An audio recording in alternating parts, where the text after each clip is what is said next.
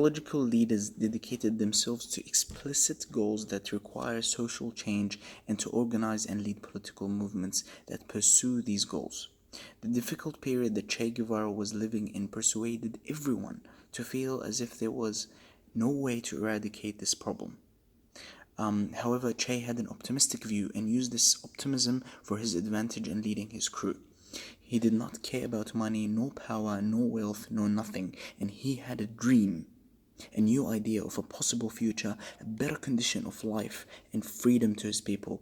And coincidentally, he shared the same vision of Martin Luther King, which related to his speech, I Have a Dream.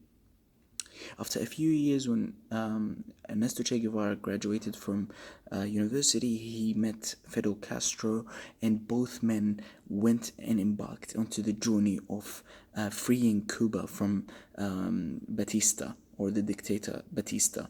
In 1959, Che and Fidel worked out the revolution, and they have won that revolution.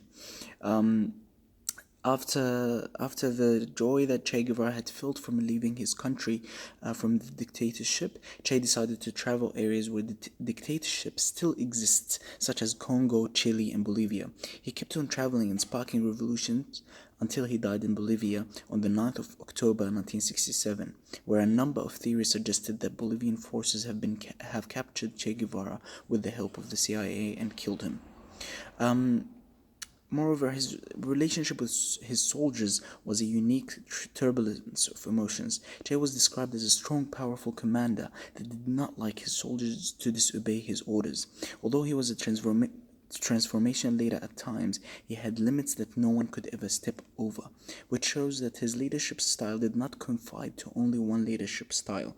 One story that described Che as an autocratic leader at the time of the incident was when one of the soldiers that were commanded to prioritize shifts between different soldiers had failed to get the task done, which led the soldiers at the post to wait for 16 hours without being able to be relieved.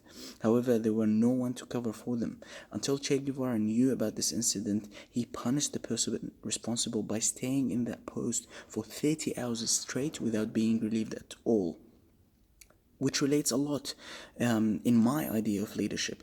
Leadership is not defined by one style that you can take and embrace all your life. It is like situation leadership, where it is defined by the incident rather than the whole time, and Che Guevara is the biggest example of this.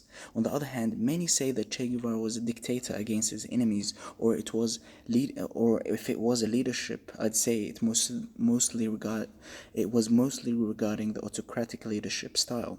He was named the Butcher of Lacabania. When he invaded one of the campsites of the enemies, he took all his prisoners of war in Lacabania and murdered them all. This correlates to my idea of leadership, where you do not have to be a loving, peaceful leader and have people take advantage of your leadership method at all times. Although it is ideal to be motivational and transformational at times, it is also important to maintain boundaries, as how Che did with his soldiers.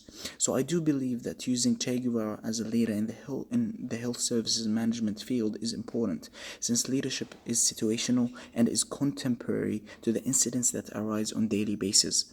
War is relevant to hospitals. You have different stations, you have different departments, and you have your staff and soldiers. If you are a great leader at war, you will be a great leader managing a hospital. And this is my theory. Thank you very much for listening.